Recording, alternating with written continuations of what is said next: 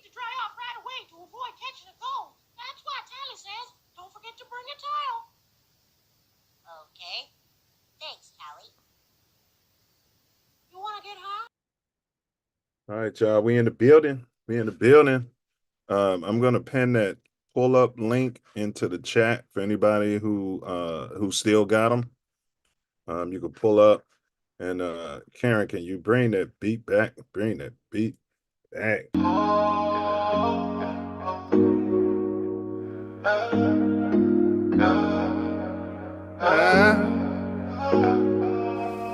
Mouthpiece included. TATN, TATN, TATN. Better guard your grill. TATN, TATN, TATN. Mouthpiece included. TATN, TATN, TATN. Better guard your grill. TATN, TATN, TATN. Mouthpiece included. TATN. TATN, TATN, better guard your grill. TATN, TATN, TATN, mouthpiece included. TATN, TATN, TATN, better guard your grill. TATN, TATN, TATN. You heard it. Better guard your grill around here. I'm gonna pin that link in the chat. Pull up and excrete your excrement. Welcome to Mouthpiece Included podcast, where we talk about politics, sports, and that's sports and politics and everything in between. And Jamel Hill, you owe us some money. All right, big ups to Jamel Hill. Probably a DEI hire wherever she's working. Probably not qualified, even though she's got multiple college degrees. Brilliant mind. But at the same time, you bid our term over here. You bid our term politics, and maybe we should have trademarked it.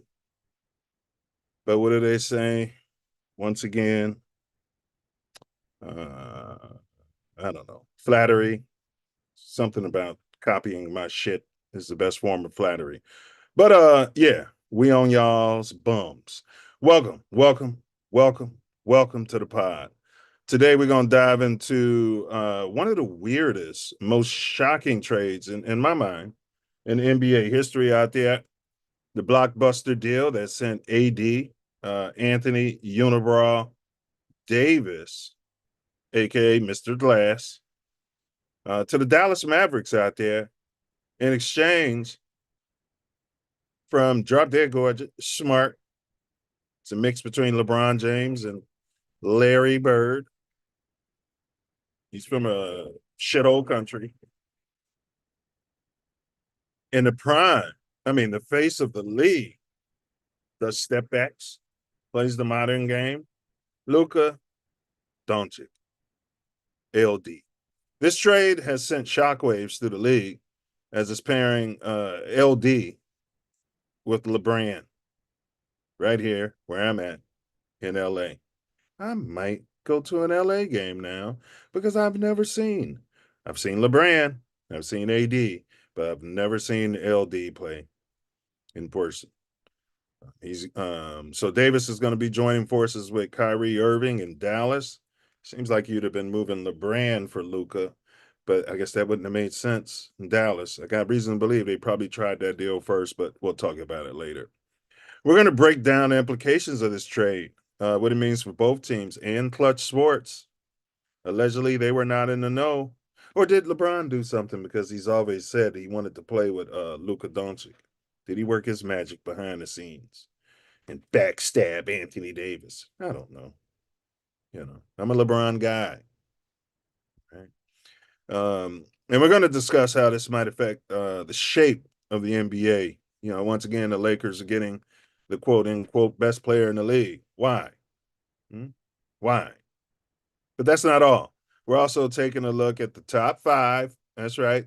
Top five colored NFL quarterbacks of all time. Hey, Diamond. Guess Diamond loves the content too.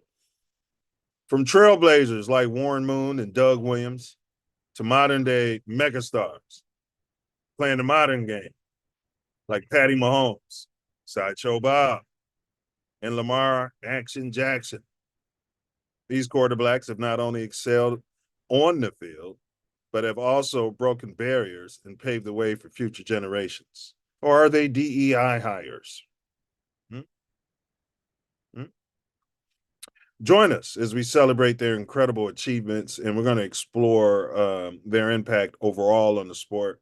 It's going to be a great discussion. And we're also going to give our Super Bowl predictions out there. And we've picked a booger of the week. That's right. We found a booger of the week. Haven't done this segment in a long time, but sometimes you got to get those boogers out of there, or you can't breathe out there. I can't breathe, mama. All right. Stay tuned for an engaging and insightful discussion on both topics as we delve into the details. We're going to share our thought on these monumental moments in sports history. Okay. Plus, we'll be covering some of the hottest political topics making the headlines today. So stand down, stand back, stand by, or pull up. But if you do pull up, don't forget to bring your mouthpiece. Once again, I will be putting the Zoom link into the YouTube chat. For anyone who wants to pull up, just click it, and you can excrete your excrement right here on live international in the cloud internet TV. Okay, smash that like button. Leave some comments. The algorithm loves it. The views expressed in today's podcast are those of the hosts, the guests, and are not necessarily reflective of TATN or any of our affiliates, such as Midwest Festivals, such as Jim's Recovery out there. Okay. Big ups to Ancestral Echoes. Sign up. So go grab your mouthpiece, and we're going to get this thing started.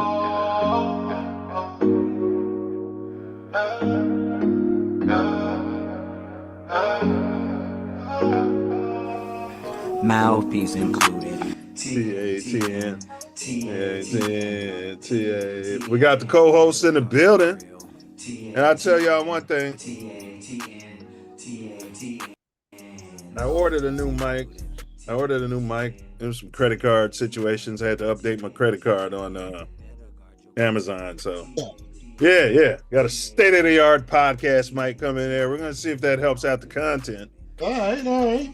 Yeah. State of the art, baby. Yeah, you plug it right into your computer in the USB port, and bam. You know what I mean? Yeah, you're state of the art. Yeah, we're not going to sound poor and stupid anymore. Okay. You know? Yeah, we're going to sound like the intellectual, non-DEI, always qualified. Not getting in there with high school diplomas and being put in charge of people with multiple degrees just because they're copper colored. State of the art. All right. We got Big Ace, perennial all-pro dad. Probably going to make the Dad Hall of Fame when it's all said and done out there. Working on it. Yeah, and I'm sure he's got a legacy, great dad, who he's learned from and taking the good and the bad of the rearing and put that into his own little Mandelbrot set of fatherhood. But go ahead and give us some hubbub here there, fella. I'm going to go ahead and drop this chat in a link in case anybody's still got the cojones that they had when they were out fighting on the streets of Chicago, just trying to get home from junior high school. Yeah, I love the kids, man. Especially shout out to Love the Kids Foundation. But yes, it's been a hectic last couple of weeks here in Chicago sports-wise, as far as the Bears are concerned.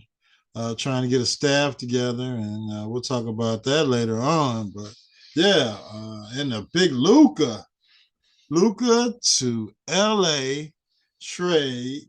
And AD goes to Dallas. So Dallas says they're ready to win now. And we don't know if Luka's going to play this year. We don't know, if he's sitting somewhere smoking the hookah or what's going on with this young fella.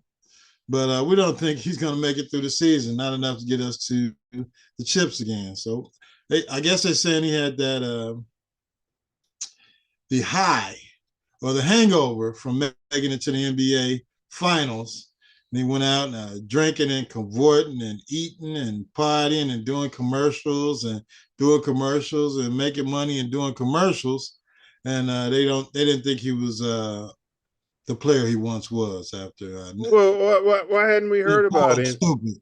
Why hadn't we heard about any of this? Because if he was in fact poor and stupid and not poor and smart as he is, they'd have been on his ass. I mean, if that was Kyrie Irving, or what's the poor kid's name from Memphis?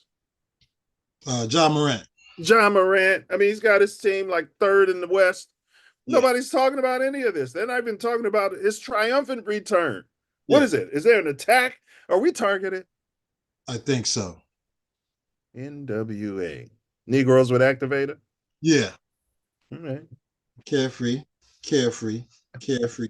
curl. I knew this girl, her name was Cheryl. She ruined my world with her carefree curl. Carefree curl. Shout out to those that flexed the curl back in the day. I think I'm gonna get a cap like that. Same color, same font, and it's gonna say D period E period I period. Yeah. Oh boy. Say something. I wish you would say something. I'm right here in your face. Yeah. You know what I mean? Everybody's got these. Yeah, I wish you would say something. Walk right around. You know what I mean? Like, say something. Let me hear your opinions on DUI and DEI and right here face to face. Let me hear it. You know what I mean? You know what they're gonna tell you? This is America. You don't need that hat. This is America. Maybe I'll put an upside down American flag on it. That will sell. And we can market it. Yeah, I know it's America. That's why I'm selling. Your ideas away here on that. If I'm not going to use them, I might as well put them out there in the ether. Somebody can make money, and they might find it in their heart to send 1% over here to TATN. Yeah. All right, but back. All right, you jumped the topic, kinda. Sorry. No. You jumped the topic, but let's go ahead. Let's stay there. Now, you were saying that Luka. It's been some sort of malcontent. So these guys get to the final. There's got to be something going on that they're not telling us, bro. Of course there is. That's why they were able to trade the guy, keep his trade value high. By keeping all that, whatever was going on in-house.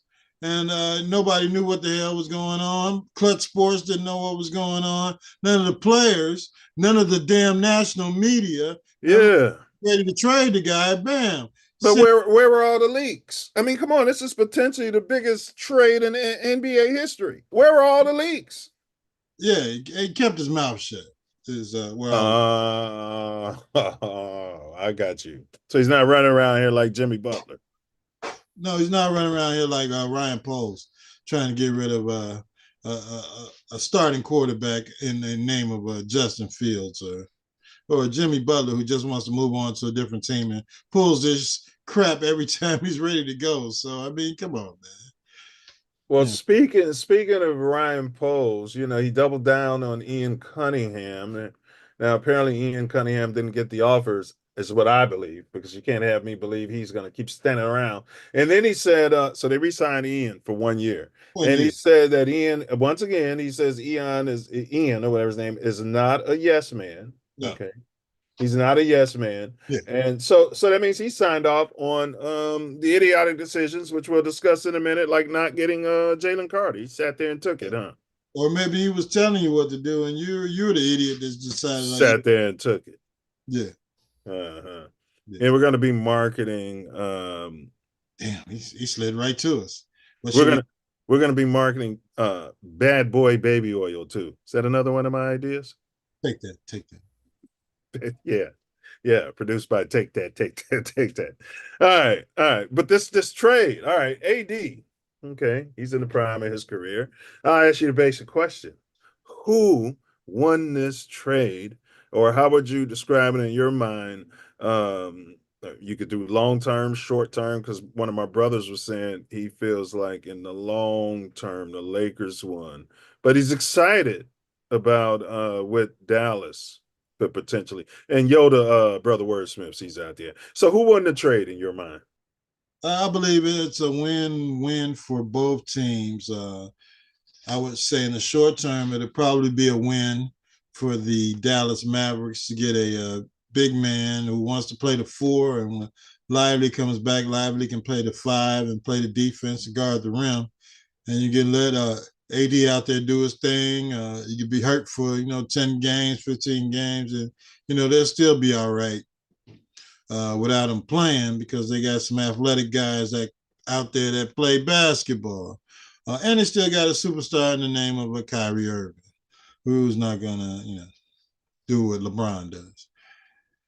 The Lakers won because they get a 25-year-old Luka Doncic. Luka. And maybe this will wake him up. Maybe bowing down to a superstar and learning some ropes of the game before LeBron departs LA will be good for the Lakers in the long term if this guy gets it together. Because you can't be poor, fat, and stupid out there in LA. I mean, everybody's in shape or trying to get in shape or thinking about getting in shape, especially the professional athletes. So I think it'll be good for Luka just to get a change of scenery, going out to LA, being the second fiddle under LeBron instead of just coming out being the man, as everybody wants to place him at 25 years old. And he'll learn some things. And in the future, once LeBron's gone and they start rebuilding that team, it'll work out for everybody.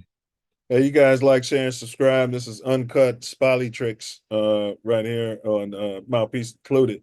So I put these standings up here. It's a bizarre trade. The Mavericks at 26 and 23, which is kind of how they were moving around last year before they made that run and went all the way to the finals. Okay. Yeah, but Luka's missed 20 damn games.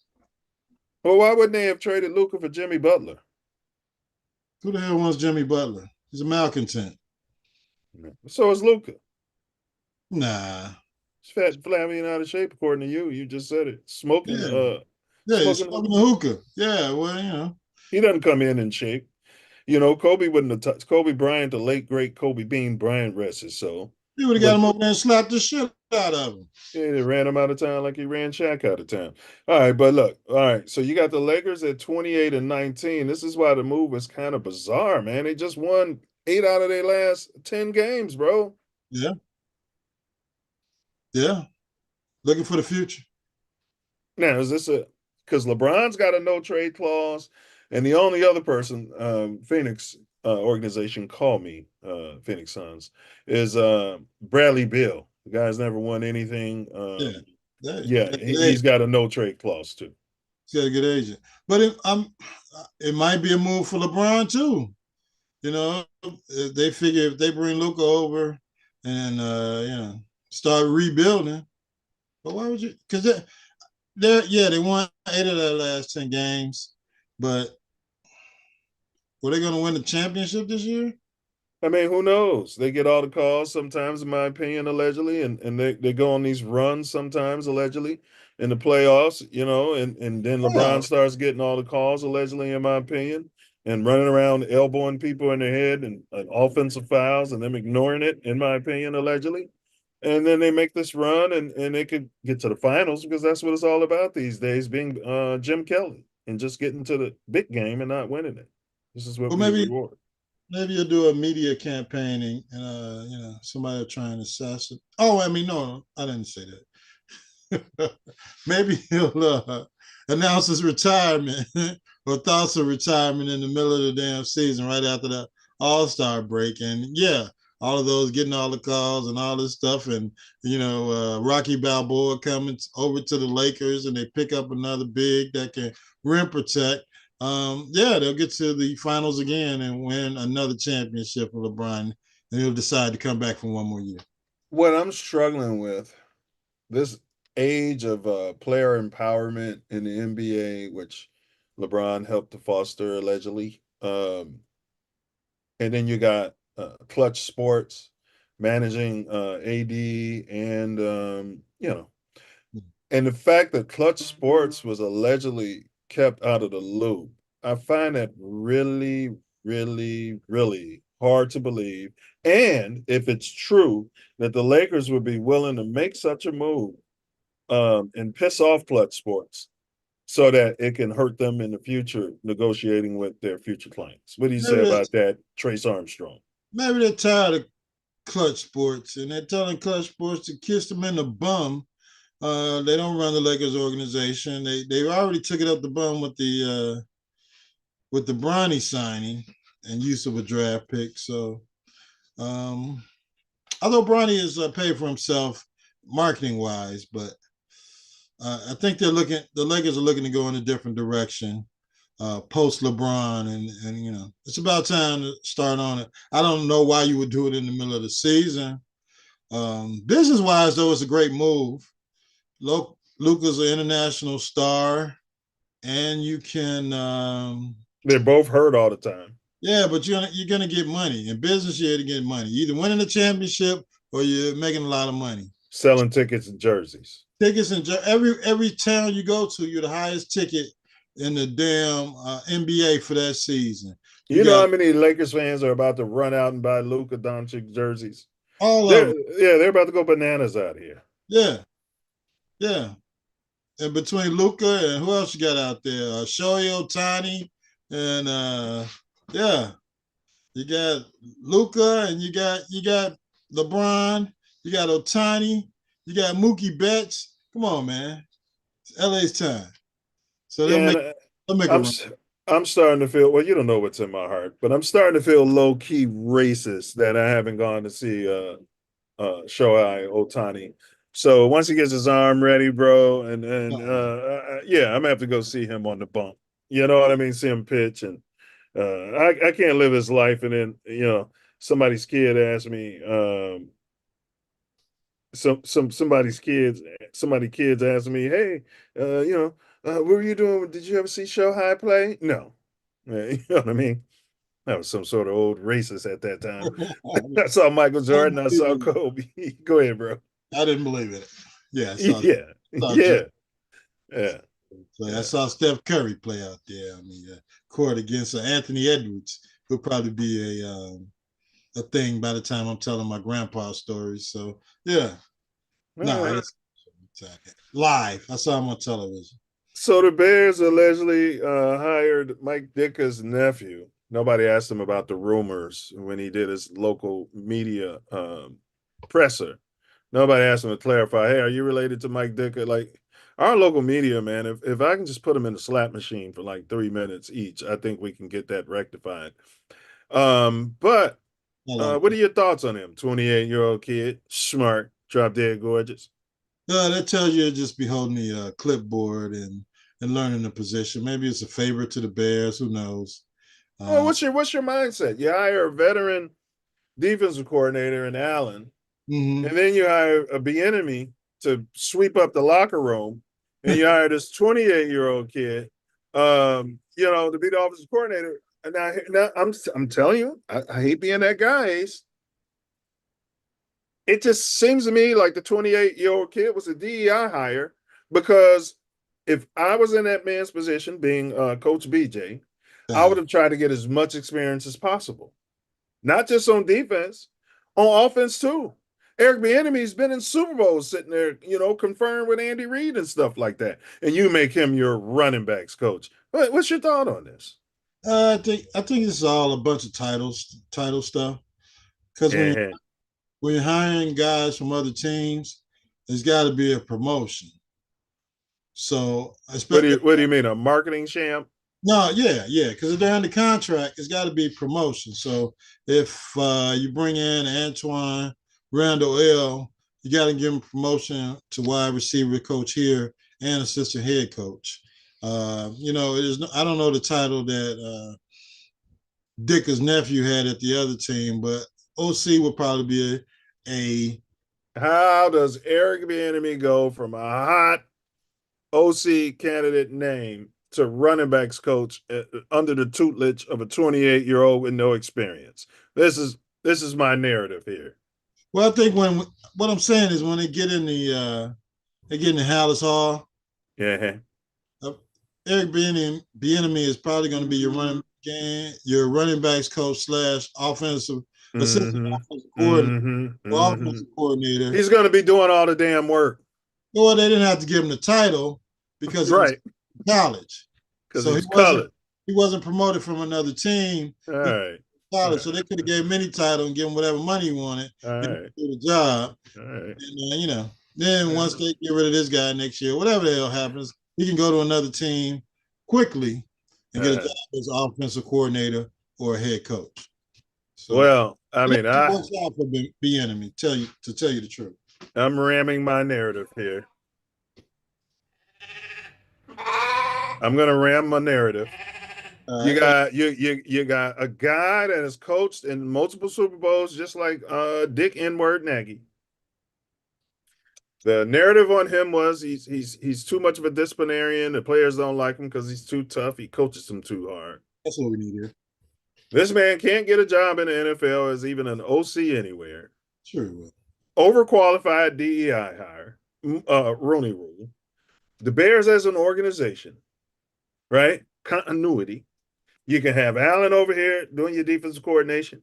You can have this guy doing your offensive coordination. If the enemy leaves and then gets promoted to another job, head coaching job, now you still got Ben Johnson in place, and you can go out and hire, the hot 28-year-old, person. I'm ramming the narrative that this move here, the black president, colored GM, I would have sat Ben Johnson down and said, wait a fucking minute. I think it's just a title smoke screen mode. All right. Makes no sense. Nobody's talking about it but me. So apparently I'm just ramming a narrative that doesn't exist.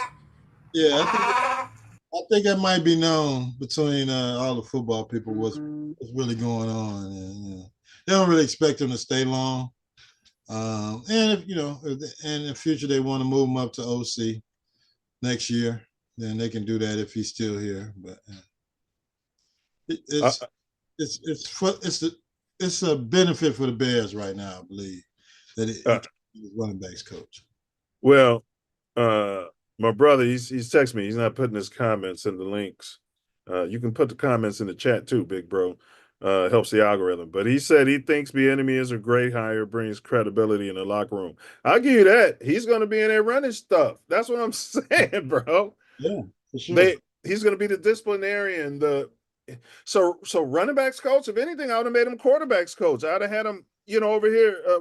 You don't get to paint your nails, Caleb, if you get sacked more than twice in a game. No nail polish the next game. Something. Caleb came out and said his coach likes his nail polish, so enough of that from you fans. Did he say that? Yeah, his coach likes his nail polish.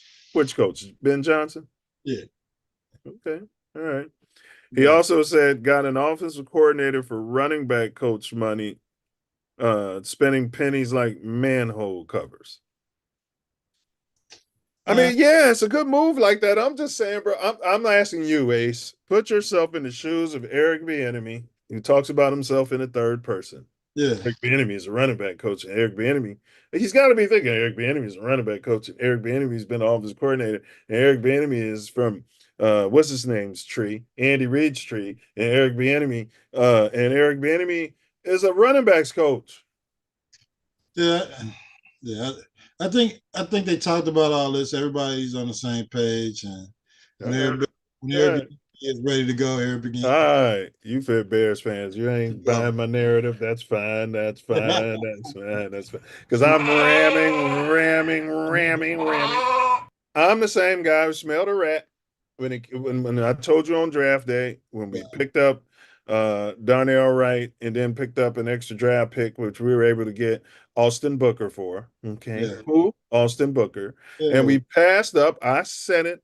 I said, this guy's a Hall of Fame defensive lineman, Hall of Fame talent, generational talent. And we passed Carter up.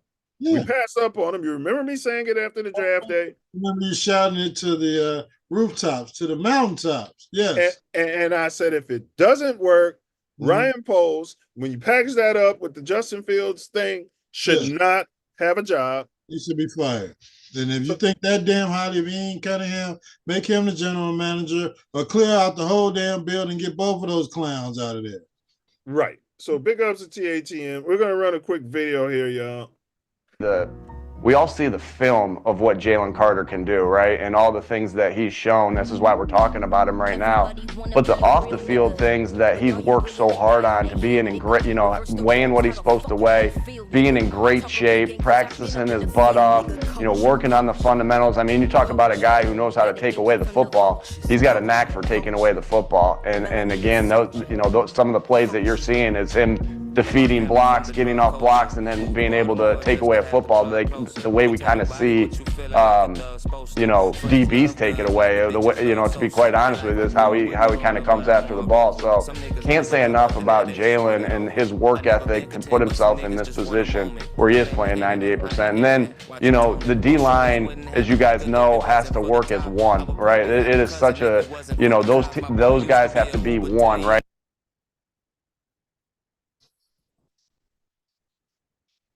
We saw all this. I mean, he plays 98% of the snaps. Go ahead, Ace. He's Aaron Donald out there. We saw all this in college, and he's doing the same thing in college that he's doing in the NFL now.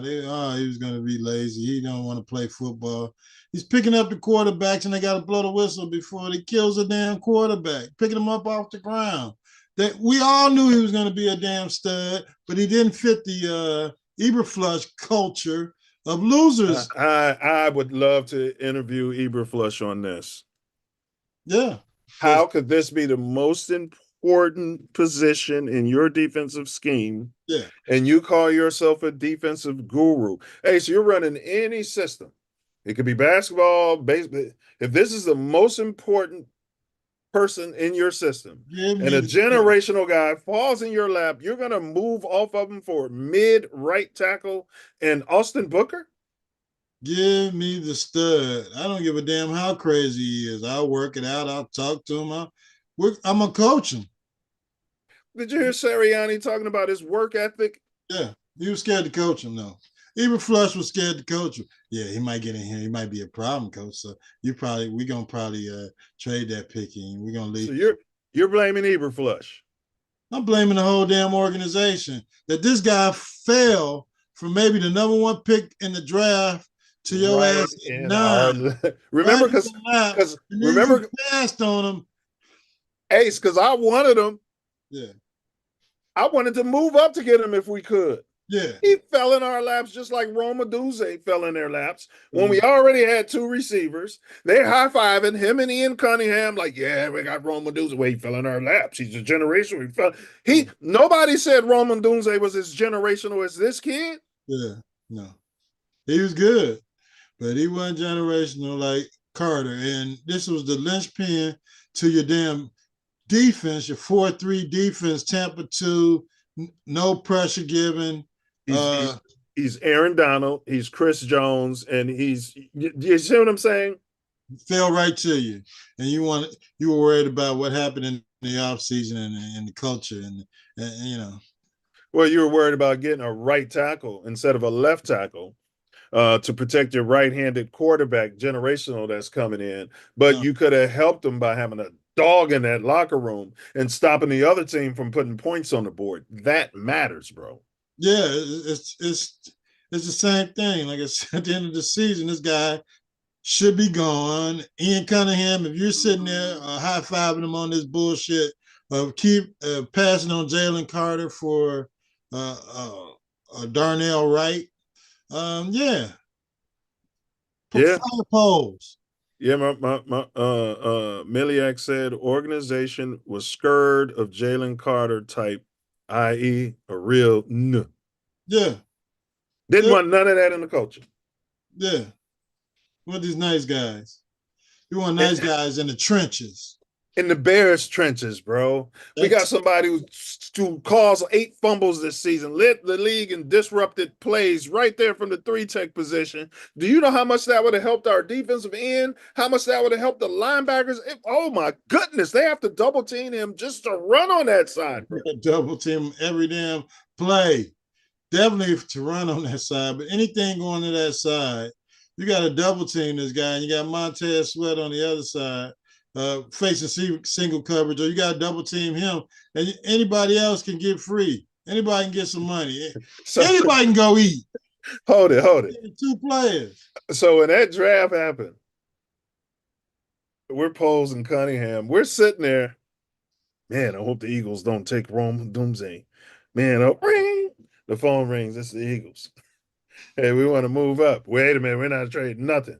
Who you want to get? You want to get Roma Doomsday? No, we want Jalen Carter. Oh, okay. Well, what are you willing to give us? We'll give you a 4th round pick that you can use next season to get Austin Booker, dumbass. Yeah, that it was.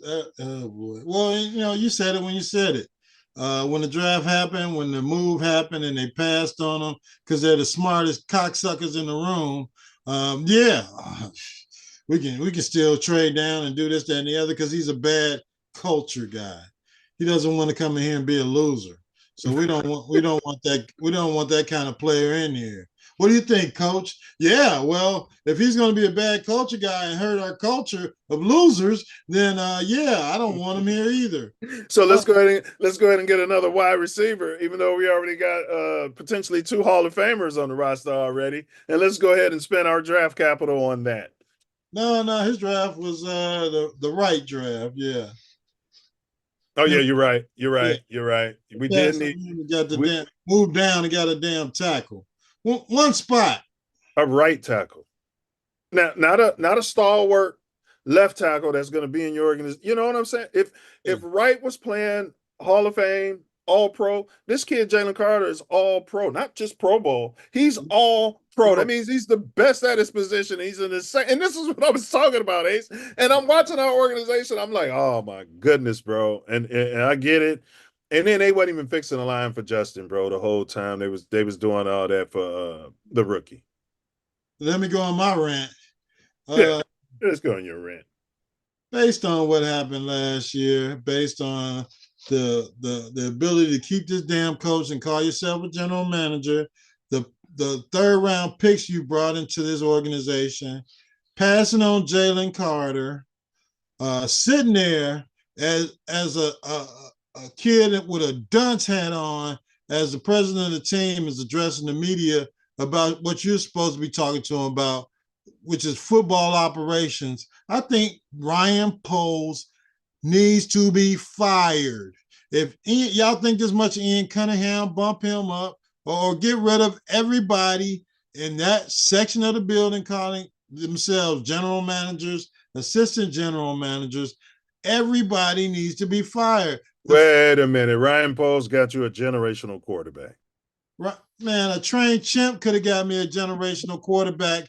If I got the number 1 pick and I already got a starting quarterback, I could trade it to any damn body. And they lucked up and got another number 1 draft pick the following year. Ryan Poles is not what you say he is. If you want to crown him, crown him. But I say he should be fired. If Ian Cunningham is agreeing with these decisions he's making, he should be fired also. If he didn't want to go and get another GM position, he wanted to stay behind Ryan Poles, he definitely should be fired because he's a loser. So start winning some football games. And you know what, Ace? We eat crow on this show. At least I do. You guys always find a way to weasel out of it. But we need to pat ourselves on the back because if we were running this organization, we would have had Saquon Barkley 2 years ago when they were disgruntled, not happy with him being a dog in the locker room. He wasn't good for their culture, and they wanted to double down on Danny Dimes, right? We'd have made a serious offer then to help Justin. This is what we were talking about. We would have had Carter, right? Stalwart for years right there on your defensive line, would have made everybody better, right? We would have had Justin Fields this past season and won at least 9, maybe 10 games. And we'd have been going into this draft with 2 to 3 number 1 picks and all types of draft capital to shore up the offensive line and everything else on that team. I don't know, because we would have had another coach last year and we might have made the playoffs. So we probably would have. We wouldn't have had Ben Johnson. Huh? No. Because we would have fired Flutes last year. There's no way we'd have went into Correct. We'd have fired Flutes last year unless they were waiting for Ben Johnson. And that's a heck of a gamble. Well, Ben Johnson wanted to, run it back and, you know what I mean, and do it for Detroit, and he didn't want to leave last. $13 million a season? Yeah, you're right. You're saying he'd had to talk to his wife. What do you mean 15 million? They're offering you 50. What do you mean you want to go back to Detroit and win the Super Bowl? They're never going to win anything. They're the Lions. It doesn't change. They're the Lions, bro. Yeah, she would have came to him with a voice of damn reason. Like, what are you talking about, man? We're out of here. All right. We're going to do Booger of the Week right quick here, fella. Right. And, there's not enough I could say. Well, I'll let the video speak for itself. Right. Big ups to Air Quotes, you guys. Great content over there on that channel. Shut up. No. Wait, is Justin Fields trash or not? I'm done playing this game. Is he trash or is he not trash? He's not as good as Russ. Is he trash? He's not. He's one of the worst coaches in football. Is he not? He's not. Is he not? I watched Russ. I was looking for. I have enough time. I was looking for like the teams that Russ beat and the guys that Justin Fields beat. Right? I watched him go toe-to-toe, head-to-head with Joe Burrow. They put like 30-something points, something like that. I watched Russ ball out. Yeah. Fields could never do that, ever. I watched him go out there and beat Lamar. Did he not do that? Yeah, he did. I know Fields could never do that. I watched NFC Commanders. I watched Russ beat them. Yeah. Fields could never do that. I hate when we get up here. Right? And I don't know if it's for TV sake, whatever it is, right? But we talk about players when we know they're not that good, and we act like they are. Nobody would separate saying Justin Fields is good. If you was in that locker room, because I play offense, and you in that locker room, but he my quarterback, and they ask me this question, I look at the quarterback like, man. All right. Does he only watch Justin Fields' lowlights? I don't know what he watches. I think Justin must have got one of his girlfriends at a party or something, and he's never let go of it. Because why would Justin Fields even be on your radar this year as a topic unless you're just a Justin Fields hater? I mean, I don't get it.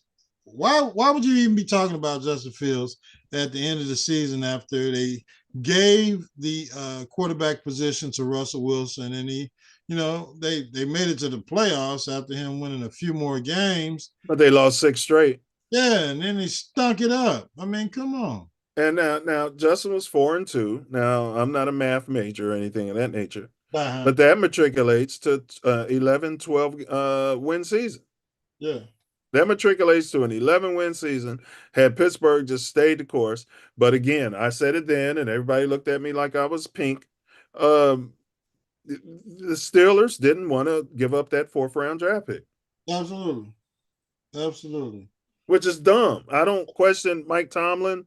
In my mind, he's top 3 coach of all time. Well, top 5, but I don't understand that. Yeah, for a draft pick, this is a full season. I mean, you never know what the next season holds or what players you'll be able to do next year or who's coming back. That's like giving away a season. But, I mean, maybe let's say he, as head coach, got what he thought he could get out of Justin, and he figured that he had a future Hall of Fame quarterback that he had to give opportunity to try and take him home with it. 6 straight losses, limping into the playoffs, bro. Yeah, I get him out of the game after maybe 3. I mean, this guy was 4-2. Yeah, we got to be able to do something different. I mean, apparently the other teams have figured something out. Well, I went through the comments on that video, and people were agreeing with you that they feel like this is personal. Like at this point, if I'm Justin Field and if there's any kids out there, I'm not promoting violence, I would slap the excrement out of his face on sight. Yeah. Because this is a fraternity of the NFL, and to be calling him trash like that, bro. Right. Those are fighting words, bro. You already killed his money last year. Yeah. Yeah, talking about he's terrible. There's no why would you enjoy Taylor and all of it, the whole NFL. Killed this man. And now he came back the following season for another team, started out 4-2, and it was the team's decision not to give up a draft pick or whatever the hell they were thinking. And now you're at the end of the season. He's played sparingly since they went to Russell Wilson, and now he's trash again. Oh, come on, man! What? Booger of the week. Booger of the week. Yeah, Shady McCoy. Easy, Shady. big booger of the week. Booger of the week. Man, you sent me something I wanted to comment. Oh, the drop dead gorgeous punter. Was there some massaging going on? Randy J's cousin. Yeah, apparently Tucker from the Baltimore Ravens. It's been Tucker Carlson swept under the rug, not talked about much as much as Deshaun Watson's Tucker Carlson. Yeah, affinity for a massage and a happy ending. This guy is allegedly accused of the same type of behavior out there in Baltimore, but the NFL is investigating, I assume.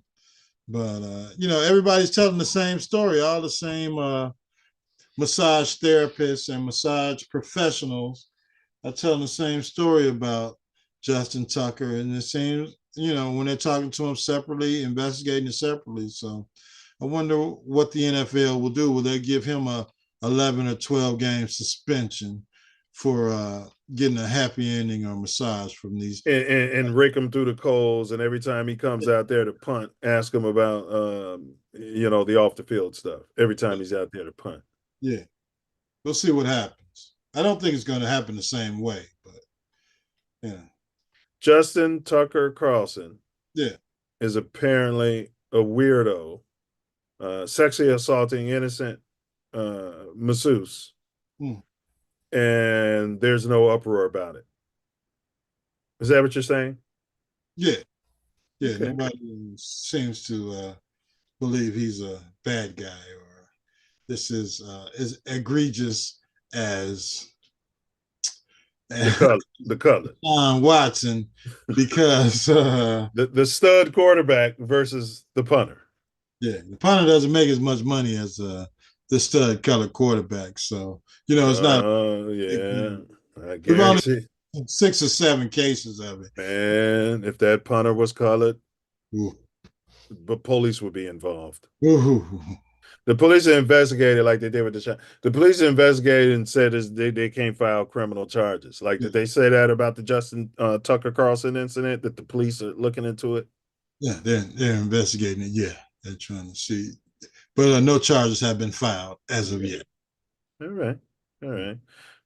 So everybody's innocent until they're proven guilty, no matter if they're pink or copper colored. We stand on that at TATN, but we just like balance. If you're going to call it down here on that side, if you're going to let him poke me in the eye when I'm going to the basket down there, I'm going to poke him in the eye when he's coming down there, and I'm going to go ham if you call the foul.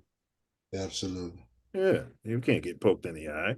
All right. Let's jump to top 5 quarterbacks. Top 5 quarterbacks of all time, there, fellas. Wow. Top 5 quarterbacks. Now I'm gonna give you some names. He's retired or just period? Period. All right. Period. Okay. You saw Frank Thomas playing, Big Frank, no steroids, no juice. You saw him ripping the ball after 2, maybe 3 seasons. You knew what you were looking at. You knew you were looking at a Hall of Fame. Jalen Carter, barring any major injury, you know what I mean? And Hall of Famer. You know him when you look at him. All right, so Bears gonna get him 8 years down the road. Yeah. Also, if we were running the Bears, we'd have had both those quarterbacks that are playing in the Super Bowl right now, Ace. Yeah. Well, we wouldn't have needed Hurts because we would have had Patty Mahomes. Correct. And if we pass on that, we'd have took a flyer on Hurts with the 3rd round pick, like the way we took the flyer on the generational punter. Big ups to the Bears. Bear down. All right, here's some names I'm going to throw out there for you to mull around and add some names to it if for consideration. Warren Moon, okay. Patty Sideshow Bob Mahomes. Oh, he's great. Lamar Action Jackson. Oh, it's great too. Doug Williams. Super Bowl winner. Steve Air, rest in peace, McNair. Like lady. Yeah, Chicago Catholic League product, Donovan McNabb. Okay. He likes alcohol and driving around, allegedly. He went to Mount Carmel. That's not the Catholic League.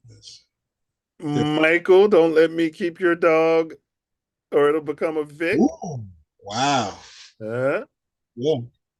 Randall Cunningham. You don't hear a little talk. They're erasing Randall Cunningham's highlights from history for some reason. They're acting like he didn't exist. Yeah, he wasn't dragging those bums that they had in Philadelphia up and down the field by himself. Him and the wide receiver he had. Yeah, throwing lasers and diving for first downs and yes. He ran too much though. Remember, that was a problem. Yeah, they weren't doing that for the Negro quarterbacks back then. Jalen, I've got the most victories over the last few seasons than anybody except for Patty Mahomes. Quarterbacks, it's a winning. I won in high school, multiple chips. Won a chip in college. Took another team, I think, there, Oklahoma, but didn't get it done. And been to the Super Bowl already. Right. Any names of those that any other ones you want to throw in there that jump out at you right away? What's your boy's name? Play for the Bears. Vince Evans. Ben, you want to throw Vince Evans in the mix? Let's throw Vince Evans in there. All right. Any mentions? Any other special mentions we might be overlooking? At the quarterback position. Quarterback. What about the guy at Seattle right now? Russell Wilson. Russell Wilson should be mentioned. He gets consideration. Russell Wilson's got to be mentioned. Absolutely. Doug Williams, we got Doug Williams in there. I think that's a pretty good list you got going there. You got a pretty darn good list of elite blacks. Quarterbacks. Yeah. We got Tasia Sherrill said, "Hey y'all, what's up, baby?" Hey Tasia. Tori said they had already hired QB coach. Well, you Leo guys. I mean, I get it. I guess. It's just a position. His contract will be undisclosed anyway, so it doesn't matter.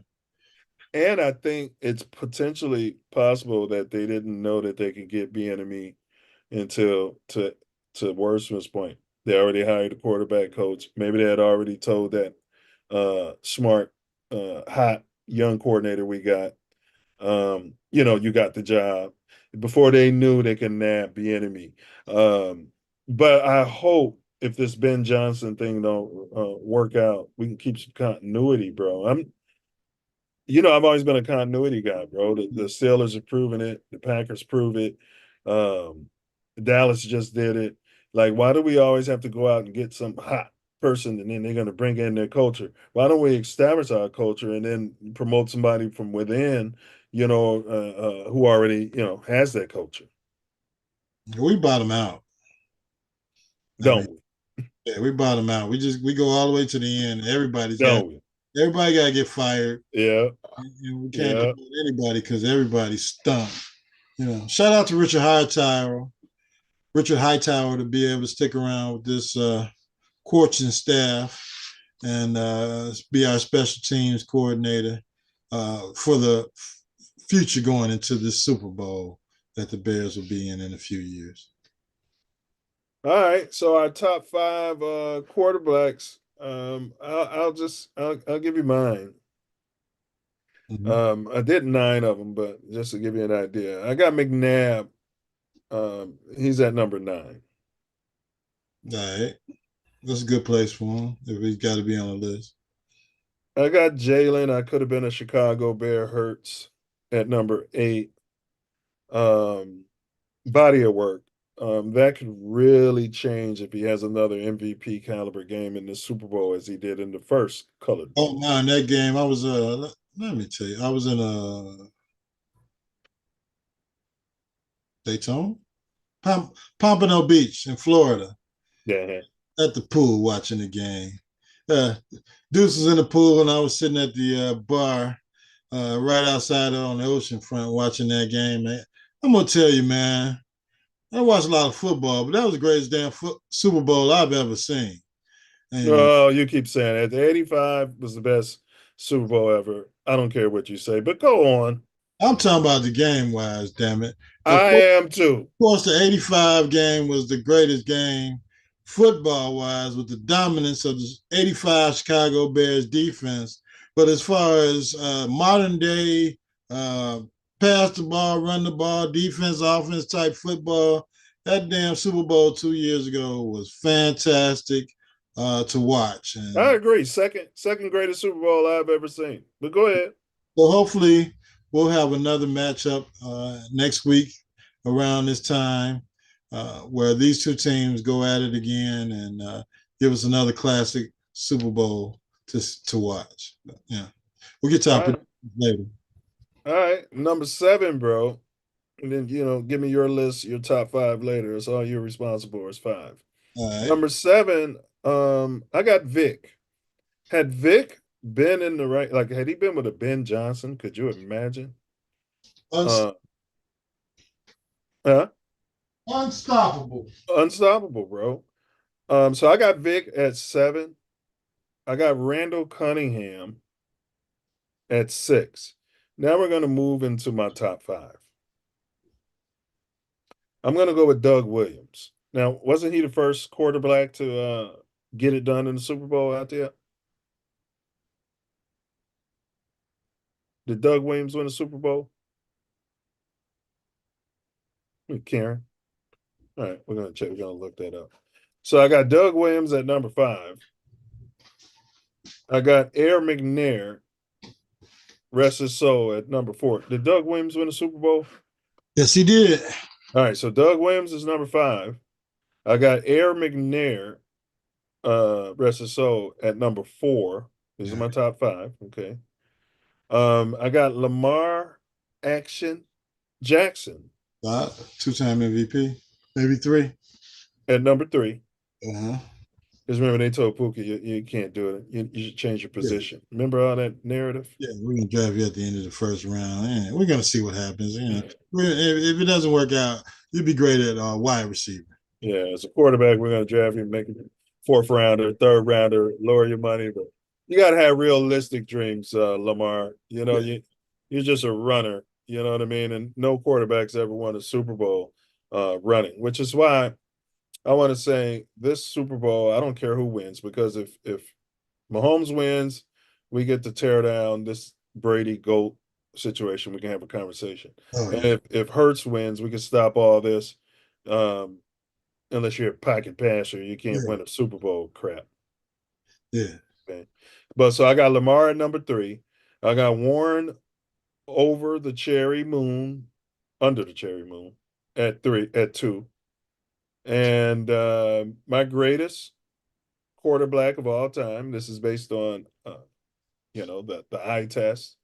This is based on having that Jordan in him. It's Patty, Sideshow Bob, Mahomes. Yeah. All right. What kind of problems you got with my list, or you got your own list? Give me your top 5 there, fella. No, I mean, I don't have many problems with your list. I mean, those are all studs as far as football is concerned. I'm probably going to put Russell Wilson out of the top 5 at probably number 6. I don't have Russell Wilson in the top 5. I got Doug Williams, Air McNair, Lamar Jackson, Moon, and Patty Mahomes. Yeah, well, I'm going.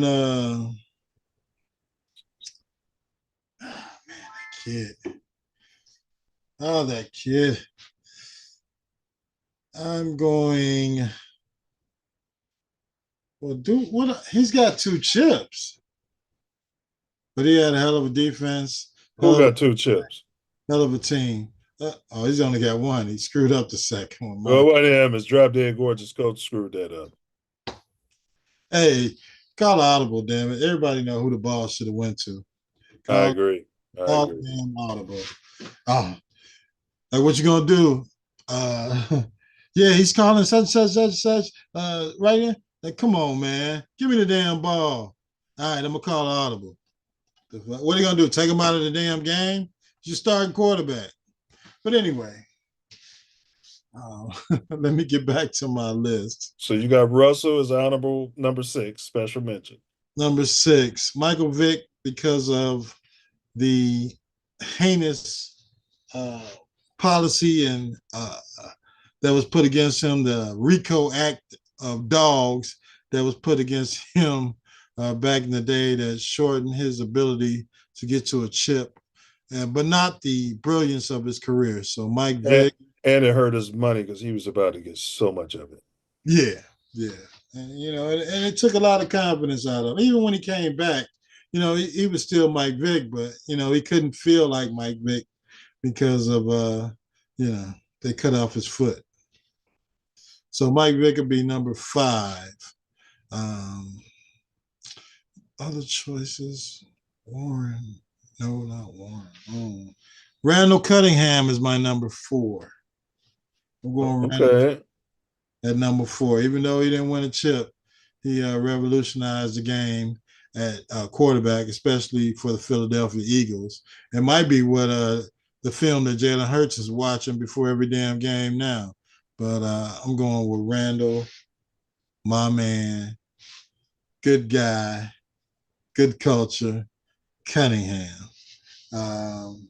Number 3 has got to be Doug Williams. Doug Williams is my number 3 quarterback because he got a chip and he smoked a team on his way to doing it. And they did back before they thought melanated quarterbacks, copper-coated quarterbacks could win a damn game. Doug Williams went out there and gave him the business. So Doug Williams is my number 3. Hold it. We got to mention a special mention. Cam Newton gets a special mention. Yeah. Okay. Yeah. Just in the discussion. Yeah. We didn't put him yeah. in the name of quarterbacks. Yeah. So definitely Cam, Auburn, wipe off the record books championship, Newton. Why do they always want to wipe our records out of the color? Oh, because of color. Yeah. It came up with some cockamamie story that his family got paid, and nobody knows. Nobody can track or tell you where the money's at. Mm-hmm. Down.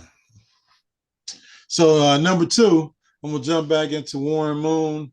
Even though they knew what he was gonna do, who he was throwing to, what defense they needed to be in, because he was gonna throw the ball, they couldn't stop Warren Moon and the whatever. Wait a minute. You got a lot of people on this top 5. Are you writing these down? Who's your 5?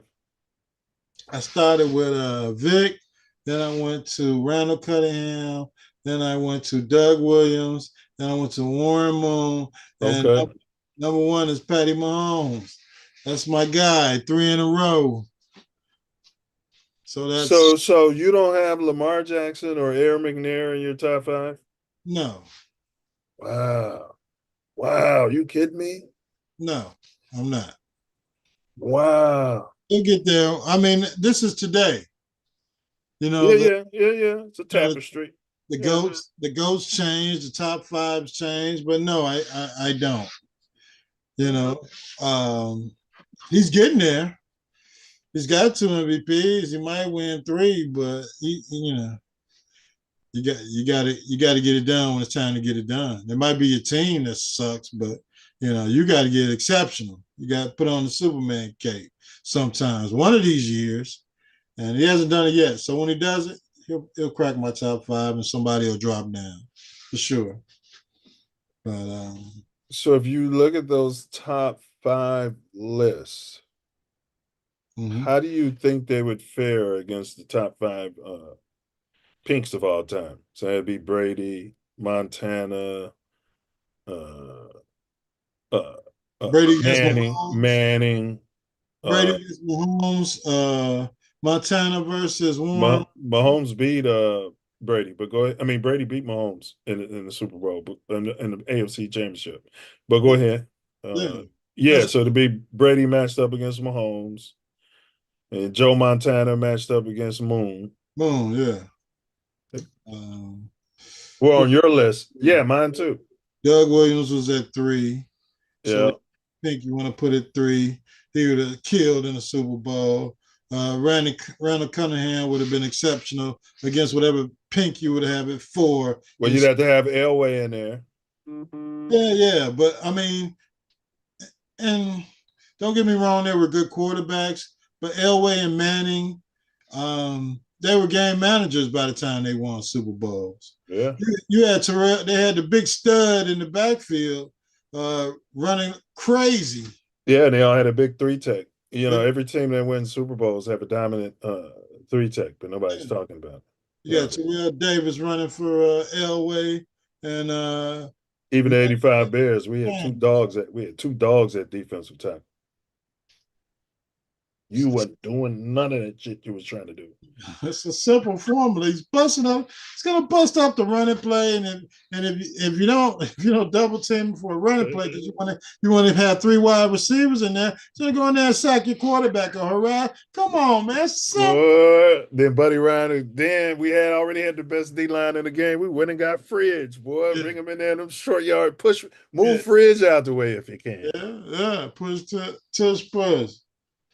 All right. Impact.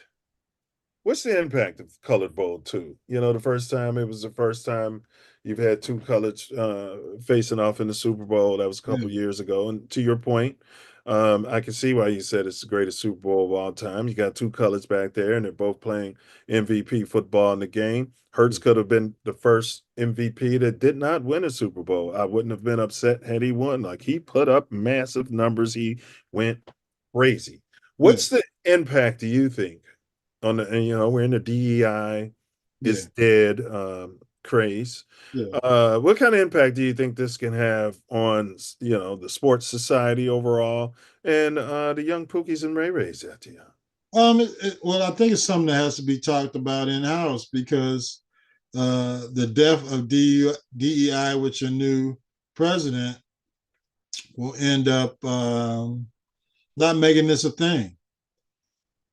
They're gonna say, "Oh, they got there because they played hard," and Oh, they're already talking about the smart coaches. They're crediting a defense coordinator, everybody. Yeah. So it won't be attributed to the play of these guys through a season and their ability to avoid the huge injuries or play through injury and get to the point where they can make it back to the Super Bowl to battle against each other. So no, I don't think they will receive any of the credit that will be placed upon or as much of the credit. Yeah. Yes. They're gonna mess around and give a defensive tackle or somebody else the MVP. Yeah, the coaches are smart. Yeah, they do that. If Patty wins his third, there's no way he won't be MVP. Miliak said scam Newton. And he said Rico active dogs. He's laughing. Yeah, impact. I agree. I just think that it's really, really good to be able to have this data, this evidence in the face of all those hidden GMs, and they want to remain unnamed, and nobody knows what's in their heart. And they come out and say, this guy can't do this, and this guy can't do that, and you can't win playing football this way or that way. That's why I'm kind of probably leaning more towards Hurts to win, because, Patty Mahomes has already done it. But this non-prototypical quarterback, which used to be the prototype back in the day, they asked Sirianni about it. You guys are winning in ways, this is modern football, but you guys aren't doing that. You're doing it the old-fashioned way with running and defense. He said, yeah, we don't care about the outside noise and that's what we've been saying here as Bears fans. I don't care about Golden State doing 35 step back threes a quarter. I don't care. We got Shaq. Get the ball down and then get the ball to Michael Jordan so he can go to the hole and dunk on everybody. Yeah, because when you get tired, you need the layups. You need the dunks. You need those easy points. You need to matriculate the ball the quickest way you can down the field, whether it's sacking the quarterback or hitting that damn running back, making them fumble and getting offense out there. And everybody wants, they want to see pass and people want you to score. They don't give a damn how you score. With special teams, defense, offense, people won't need you to score. That's what they want to see. And if you're scoring on all 3 phases of football, then come on, man. Nobody cares who's doing it. Man, nobody cares. That's all Jalen Hurts keeps saying. And they starting to put up his career numbers. And it's not just Pinks. The narrative out there is like people are running these numbers in front of him over his career, and they're like, can we start having the Hall of Fame conversation? So now everybody except for me is so big on Stafford. Stafford is under 500 in his career record, and people are tooting him out there for the Hall of freaking Fame. Yeah. Our other host, Diesel, he says Hall of Fame. There's a whole bunch of them. Wakil L. Oh yeah, Stafford's a Hall of Famer. He was throwing the Megatron over there. Right. My late great a trained monkey could throw the ball to Megatron. They had him standing next to somebody. It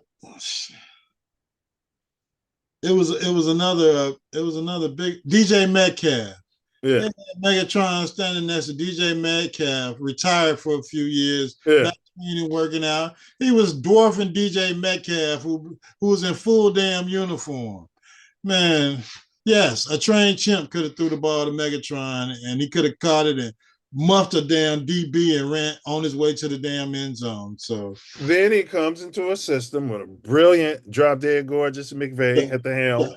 Offense already there, great running back, great defense, Aaron Donald. Then they give him all the credit for everything Aaron Donald's done. They haven't won nothing since Aaron Donald retired early. Well, I knew they were going to win. They have been competitive because their coaches is drop dead gorgeous. But they need to replace him, and they haven't been able to, because the 3 technique is the key to getting to the deep in the playoffs in that damn Super Bowl. Bears. It's the freaking key. Because one thing we said, and then we're going to go to our final words. One thing we said, Ace, you said it, Diesel said it. This last year's, maybe I won't say offensively, but defensively, definitely. Yeah, and offensively. That was the softest Bears team. We've had some horrible teams. That was the softest, the most cupcake. Kevin Durant, the Phoenix Suns out there. We are who's softer? Who's going to be softer out there, baby? Cream puff, baby, on 3. Cream puff. You know what I mean? Yeah. Y'all here playing defense. You know what I'm saying? Y'all like a bunch of Venezuelans. You know what I mean? You working too hard back here. Y'all working too hard. You know what I mean? They would pick up our damn offensive linemen and carrying them back. Carrying them back like this to the damn quarterback. You know what I mean? I wonder, he's holding on to the ball too long. Do you see what he just did to the damn guard and the damn tackle? They picked him up by his jersey and threw him at the damn quarterback. Now, if you watched the Bears game this year and you haven't seen an offensive line picked up by their uniform and thrown at the damn quarterback, you haven't watched the Bears this year. It was soft. You're right. Atrocious. I saw a play, bro. They showed us one of our highlights. It was a great pass by the rookie. He got it to the rookie Rome. It was a little DB came over there. Rome ran right out of bounds. Bro, we got you because you 6'4", man. Like, we don't expect you to be like a little scat back. You got that little, corner coming over there who don't even want to tackle, who's making business. Man, muff them, cut, go back inside. You can get at least 12 more yards out of that. This is Chicago, man. We had a guy here named Walter Payton. He just straight up that guy right to the face mask. Walter Payton. Run right past him. You need to see some film. That's all right. Antoine Randall will give him that story. Antoine Randall, Thornton Wildcat, Sicker East product, University of Indiana, Midwest guy. Great pickup. I love his energy on the sideline. He's got passion. You understand? He's going to bring some of that Chicago passion to the culture. He's going to tell that son of a gun, you run out of bounds on a play like that with that little son of a bitch trying to tackle you. I'm going to run out there and kick you in your ass myself. Right. Like, I wish I had your size and everything. And Antoine Randall, speaking of quarterback, they tried to do Lamar Jackson like they did Pookie Ray Randall Els. Yeah. We're going to change your position. We're going to make you a scat, and you can do this and that. Because Antoine Randall was point guard at Indiana, point guard at Thornton, starting quarterback at Thornton for all 4 years, at Indiana, starting point guard all 4 years, and quarterback. And that wasn't smart enough He's in the not smug smart, NFL to play quarterback, the smartest position in the league. smart enough to play quarterback in the NFL. I'm sorry. He's too athletic. Too athletic, and he doesn't listen. He can't comprehend the playbook. Yeah, too short. But here comes Drew Brees. And back to you, damn Diesel. If Vince Evans would have been out there with some RPOs, with him faking the ball to Walter Payton, or giving the ball to Walter Payton, you damn well know he'd have been MVP of the league. Them damn plays that was pocket passing, dumbass plays with no offensive line, just like they running now. Yeah, it would have been Vince Evans, greatest businessman in NFL history. Now, go into your final words, but before you do that, bro, did you see how they were using Drop Dead Gorgeous Josh Allen? And I was watching that. I was like, man, if the Bears were only using Justin Fields like that. Yeah. Keeping the ball in his hands and stuff from fourth down. But go ahead, bro. Yeah, his offensive coordinator was one of the candidates that I was looking for the Bears to maybe take a look at to hire.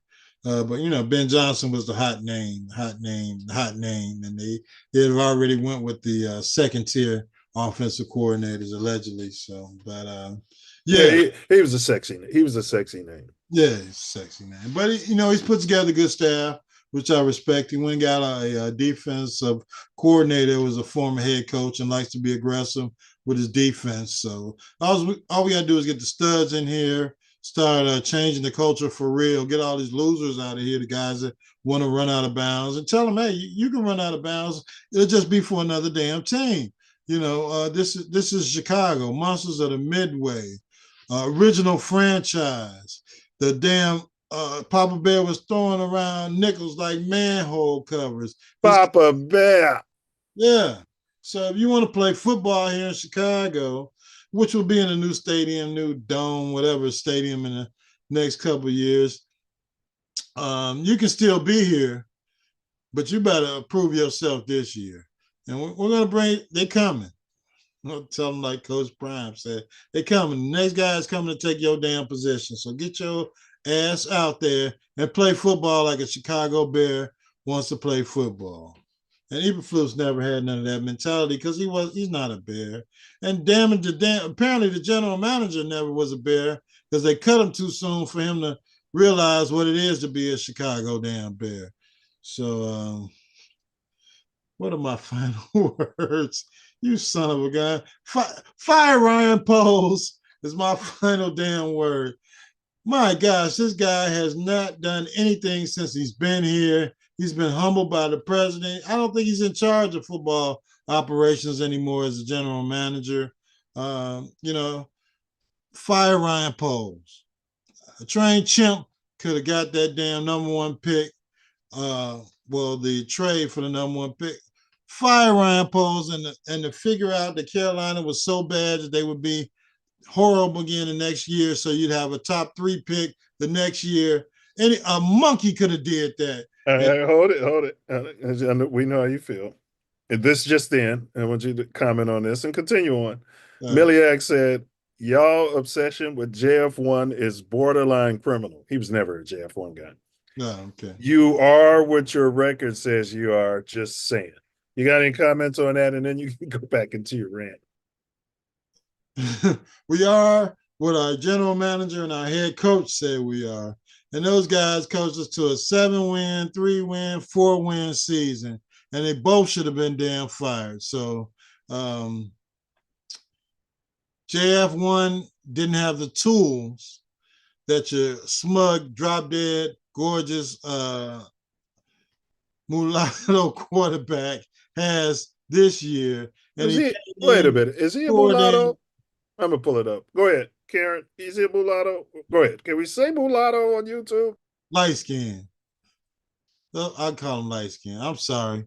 High yellow quarterback came in and won 4 damn games and was cocky all season. He got into a groove and then he started really feeling himself, and he didn't win a game after that until the end of the season. He won 5 games this year. I'm sorry. Caleb Williams. He beat the Packers. Yeah, beat the Packers, cut his hair, and I'm looking forward to next season. Yeah, he did, and got a new leather jacket. Looks like John Wick out there. I swear, he's gonna be in Boys Town. I told y'all. Go ahead, though, Phil. It doesn't matter. Doesn't matter where he goes. Just throw touchdowns. Don't think he's already down there. But anyway, Free Juicy Smollett, and Juicy was innocent. I told y'all he was innocent. Juicy wasn't innocent. The statute of limitations ran out on this damn case. And if he dare bring his ass back to Chicago again, I'm gonna find somebody to rob him myself. But anyway, yeah, fire Ryan Poles. That's my final word. The Bears need to move on from that guy. I think they're trying to establish continuity. Kevin Warren's giving them another chance. I don't know why. Once the season ended, you had the debacle of Eberflus and him putting out that he wanted to fire Eberflus, but the higher ups had no interest in getting rid of the guy. I think I would have had to end our relationship as the general manager of the Chicago Bears. Plus, he talks too much. He's not doing it now. I think they had a conversation. But and he should have fired Flus first and promoted Waldron. Not that I'm promoting Waldron, but you had poor Pookie Williams, Colored Williams, Colored Brown. Yeah, he wasn't ready. You know what I'm saying? Like, it's dysfunction. But go ahead, just dysfunction. And you left him kind of one arm because you got rid of the coach, the offensive coordinator, then you all the way down to the quarterback's coach, passing game coordinator, whatever. And the coach was the defensive coordinator. Go ahead. Yeah. So you lost a major part of the damn staff, and you threw this guy into the fire and was like, yeah, we're probably not going to be able to use him as a head coach in the future. When we had absolutely no chance, but, he did what he could. And that's Poles. That's your boy Poles. Yeah. So you knew you had an inexperienced head coach. You knew you got rid of your defensive coordinator.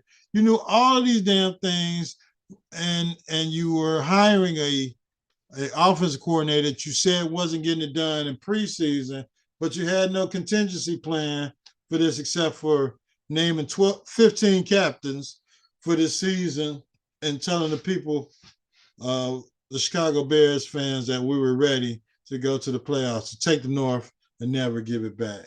Get the hell out of here, man. Fire Poles, fire Poles, fire Poles, fire Ian Cunningham, and let's move on and get somebody who can make proper football decisions, and I'll go from there. But I think part of changing the culture is getting rid of the GM. He had his shot as a first-time GM. It didn't work out. He was giving the caveat of having the number one pick, trading away a pick, having the number one pick, having the opportunity to set the Bears up for the next 10 years. Personally, come on, he got Caleb Williams and he didn't get Jaden Daniels. Come on, bro. Yeah, and he didn't get Jalen Carter. Yeah, I think he has a problem with the J names. Is that what it is? He doesn't like J? I think you got to be dating a Karen to fit the culture, if you call it. I'm going to look into that. Is that what it is? I think so, bro. Like my brother said, yeah, the real ends they don't really want them around. Yeah. So and that's what. Did they talk to Jaden Daniels? No. They didn't talk to him or CJ Stroud, and all they do is talk about Jesus and their black wives. Oh, okay. So that tells us a lot. Fire Ryan Poles and fire Ian Cunningham, anybody on his staff, and let's get somebody in here that can work with Ben Johnson and build a team. Like, I don't know about how good those people are with the Lions, but they got some damn football players over there. They got some fast guys. They put them out on the field, and they try and see what happens. So that's the GM who's just drafting those guys. Well, okay, the GM's drafting them. Maybe he's got somebody on his staff like Ian Cunningham or somebody is just not kissing his ass, or somebody that's head of the scouting department that we can get over here and get rid of Ryan Poles, who has absolutely no clue as to what the hell he's doing. His record, we are what our record is. Is that the truism that I just heard? Yeah, I mean, explain to me how a perennial Super Bowl and playoff team says they identified Jalen Carter as part of their culture. That should have told Ryan Poles something right there, shouldn't it? Yeah. Man, the Chiefs and the Eagles are interested in this dude. You know what I mean? Yeah. Maybe they know something we don't know. Yeah. No. I'm the smartest guy in the room. Oh, that's right. He's smelling his farts. Yeah. Yeah. So since he's the smartest guy in the room, he did what he thought what he thought he needed to do to make the Bears a better organization. But he lost me with the dirching of Justin Fields when he could have had the haul. And I will forever say the haul would have been more important to the Chicago Bears organization than getting Caleb Williams at any point in the history of football. And now we've seen it, that they could have got rid of that pick, moved down and got Jaden Daniels, whoever the hell they wanted to get. Had Carter the year before. Brought in young athlete dogs like the 90s Cowboys did. Go ahead. Yeah, you had the haul. They gave you the haul. They gave you the haul without even asking for it. And you got two number one picks next year because of your pick and the pick we would have got for giving up. Come on, man. And you gave Caleb your playbook from offensive coordinator who's not even in your organization anymore. And you didn't even talk to Jaden Daniels or CJ Stroud. Yeah, we didn't even have an offensive coordinator. And add that, Ace. Stroud would have been a quarterback if you were running an organization because you liked him, but you probably would have stayed with Justin. But we definitely mentioned Stroud, and Diesel definitely mentioned Jaden over Caleb. Yeah. So here we are 2 years in a row. And we definitely could have kept Fields for another 2 years at $30 million. Oh, no. We got to reset the quarterback clock. He was playing. Bro, the national pundits are talking about Fields is getting, they'll probably pay him 15, 20 million a year as a starter. But no, years ago, he's a starter. You got to pay him 30, 40 million. And we've been saying, no, you don't. Right. If he wants to start and you're offering him a starting position and no other team is offering him a starting position and you're saying $20 million, but you're going to start, he would take the job. Go ahead, fella. I'm sorry. These are your final words. Yeah, but I mean, he's under contract. And all these meatheads, we need to reset the clock because we don't want to be in a position where we got to pay him $15 million. You're paying him $4 million this year, 25 next year. That's $30 million. That's $15 million a season. We could have filled the team up with offensive tackles, defensive tackles, 3 techniques.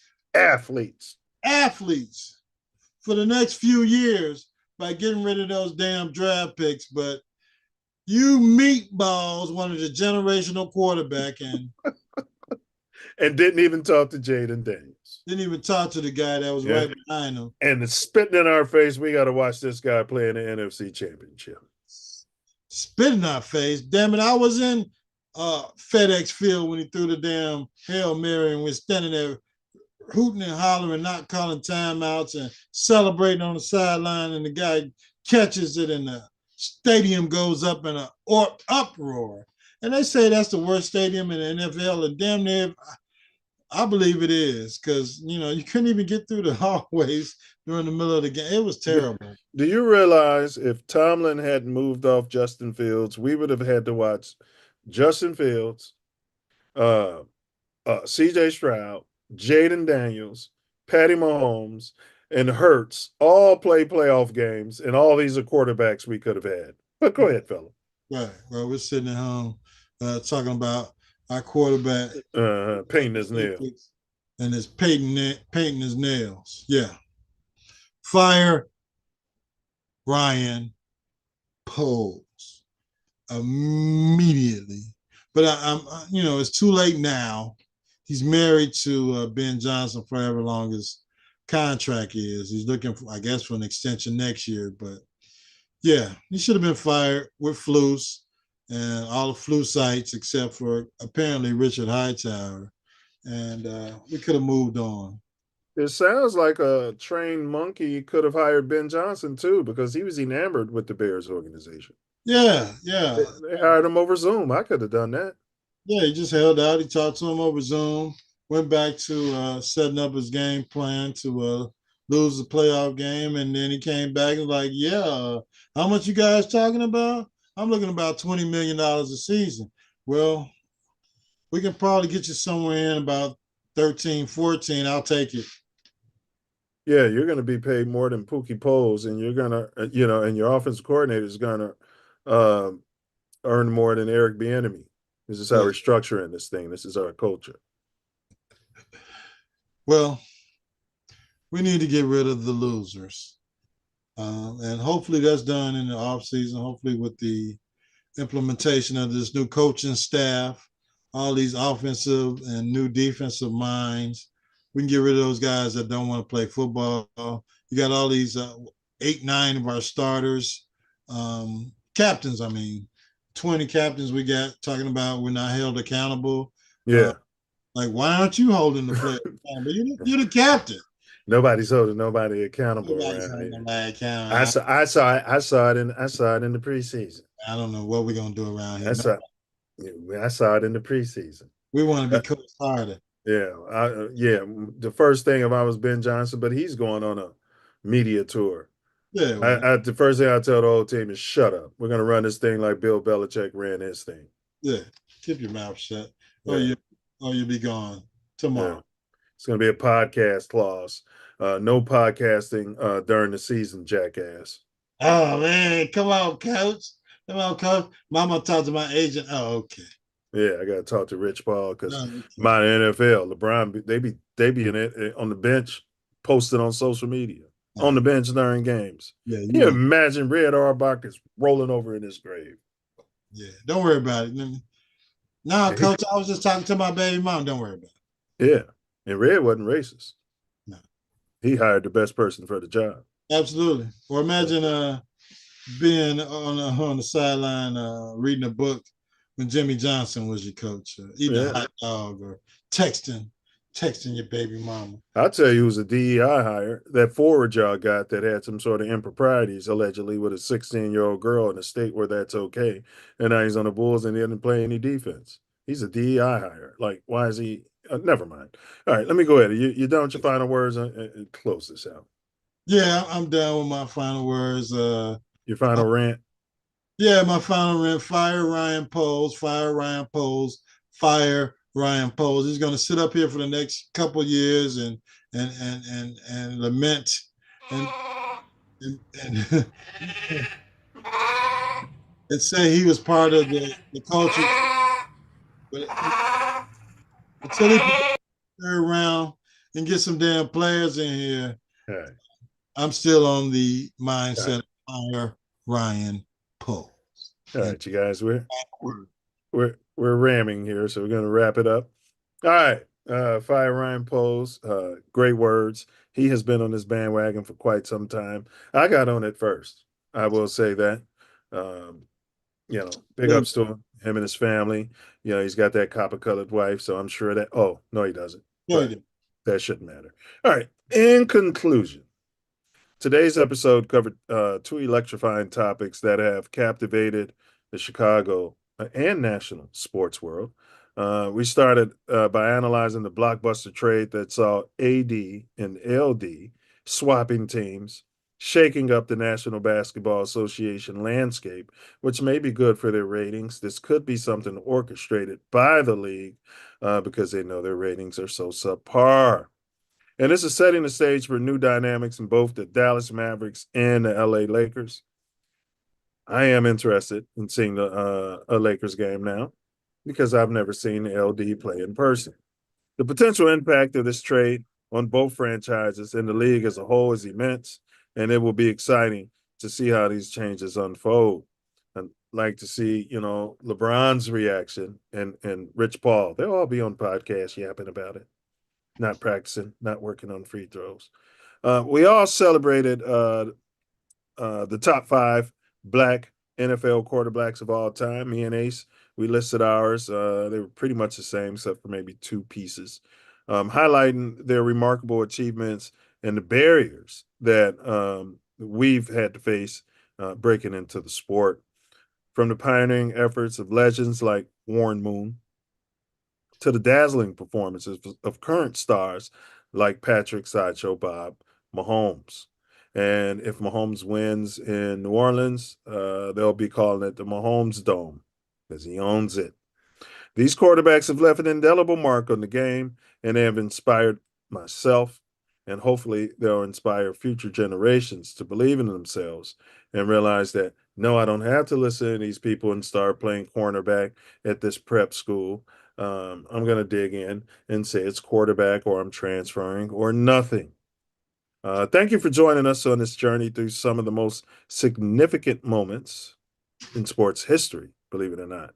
Stay tuned for more insightful discussions and engaging stories in our upcoming Mouthpiece Included pod. Until next time, keep celebrating the spirit of competition and athletes who make this all possible. If you have any more questions, concerns, or need future information, feel free to ask. So stay tuned, stay passionate, and as always, bear down. And FGB there, fella? FGB to the ultimate highest FGbility of FGB. Now, does that go to their local media, their fans, and everyone surrounding the Green Bay Packers organization, or just the players themselves? Any players, Packer backers, organizational ties, friends, family, cousins, animals representing the putrid green and yellow of the Green Bay Packers, FGB. It goes to all of you. I tell you what, bro. The Emperor on Empire Strike Back would love your Green Bay hate. You're like Darth Vader. Oh, that hate runs deep in you. You're damn right. And all you Chicago fans that have turned over and taken it up the bum since we haven't been able to beat the Packers over these few amount of years. They just got one more Super Bowl with all of these Hall of Fame. Easy now. You're talking about Chicago locals who are cheering for the Packers? Chicago fake fans. And once the Bears start ramming them up their bums the next 10 years with our quarterback, they'll be on the bandwagon. They'll be on the bandwagon. It'll be too damn late. Keep wearing your puke green and yellow jerseys and T-shirts, and keep rooting for those bums for the rest of your life if you're a true Packer, fudge Packer backer. And we may let you back on the bandwagon if you put on a halter top, paint your nails, and wear a Packer halter top, and then we'll have it under consideration. It's like getting stumped out and then still being voted out. Let's go viral with that pick. Yeah, probably should have voted for you, stumped him in. But that's a whole different story. And those who know. All right. All right, Karen. Let's go ahead and get this going here. Yeah, baby. All right. You might find yourself sliding through the shot. Might be over east. 6th, 7th, and Stony. Just stop in there and get some Black and Milds and some gas. You might be out west on Laramie, Madison. Where all the players and pimps at. Or you might be in LA, the home of Luka Doncic. That's right. Luka Doncic, LeBron. You're no longer the biggest name in town, LeBron. Hell no. Yeah, how's your ego gonna handle that? Better keep your head on a swivel. Watch your back. Check your 6. Use your blind spot assist. Mouthpiece included. TATN. Guard your grill. TATN. Better guard your grill. TATN. Knuckle up. TATN. Mouthpiece included. And don't forget to. TATN. And don't forget to. And don't forget to bring your mouthpiece. Get it, baby. Better guard your grill. Yeah. TATN. Yeah. Mouthpiece Mouthpiece. included. TATN. Vince Evans. Vince